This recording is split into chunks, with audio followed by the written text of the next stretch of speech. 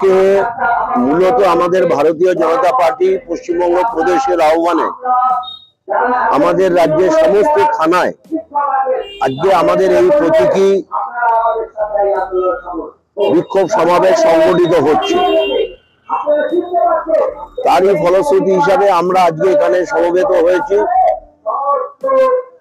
প্রাকৃতিক দুর্যোগকে উপেক্ষা করে।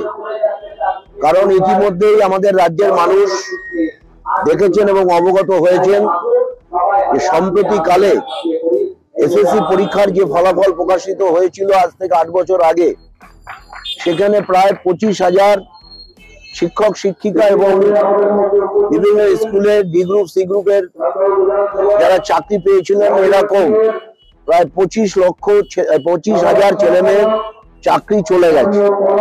8 বছর ধরে তারা চাকরি করছেন।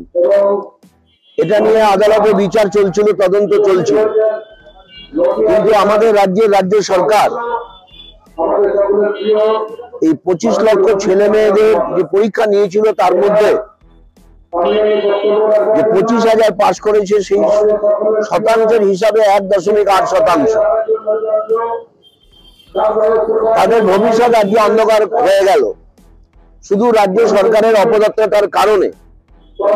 তারা বেআইনি ভাবে এই 25,000-এর মধ্যে প্রায় 7,000 ছেলে মেয়ে যারা আছে, যারা পরীক্ষা দেয়নি, শূন্য খাতা জমা দিয়েছে, সাদা খাতা জমা দিয়েছে, এরকম প্রায় 7,000-এর মতো অযোগ্য শিক্ষক শিক্ষিকাদের কাছ থেকে বিপুল পরিমাণে অর্থ নিয়ে তাদেরকে চাকরিতে যোগদান করানো হয়েছে।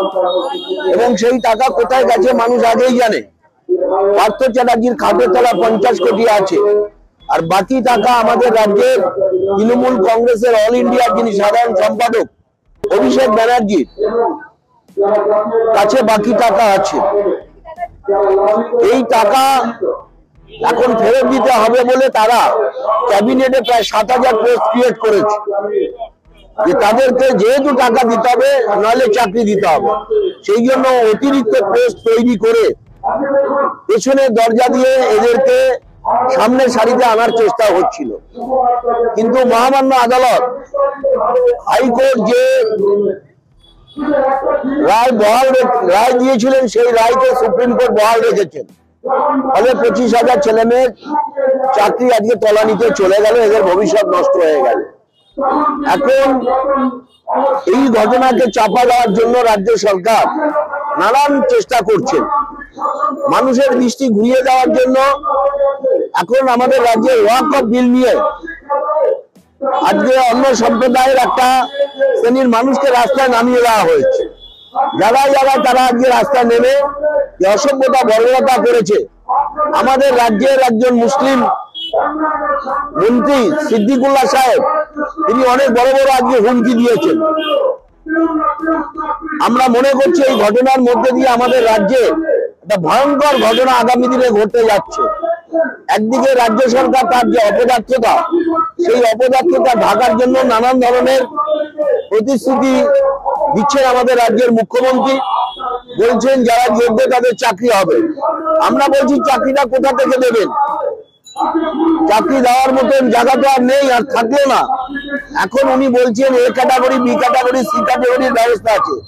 অর্থাৎ তাদেরকে যদি সুপ্রিম কোর্টের রায়ে তাদের চাকরি বাতিল হয়ে যায়, তাহলে উনি এখন বলছেন প্যারা টিচারে তাদেরকে যুক্ত করে দেওয়া হবে, সামান্য মাইনে হয়তো কিছু বাড়িয়ে দেওয়া হতে পারে। এই যে সরকারের ব্যর্থতা, অপদার্থতা, এর জন্য আমাদের আজকে ছাত্র সমাজ যারা পরীক্ষা দিয়েছিল তারা আজকে ভয়ঙ্কর আর্থিক সংকটের মধ্যে পড়লো। শুধু তারা পড়লো না, আর্থিক দিক থেকে আমাদের বাজারের একটা অর্থনৈতিক মন্দা তৈরি হলো। এই সমস্ত কিছুর জন্য আমাদের রাজ্য সরকার দায়ী। তাদের এই চরম ব্যর্থতার জন্য আজকে এই পরিস্থিতি ঘটলো। তার প্রতিবাদ জানিয়ে আজকে আমরা রাস্তায় নেমেছি। আমরা আগামী দিনেও নামবো। সরকার আজকে বেপরোয়া হয়ে গেছে।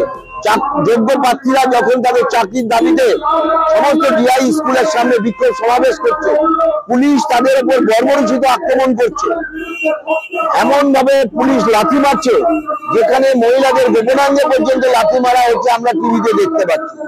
কোন সরকার, কোন বর্বরতা সরকার এখানে চলছে, তারই প্রতিবাদ জানিয়ে আজকে আমরা সমবেত হয়েছি।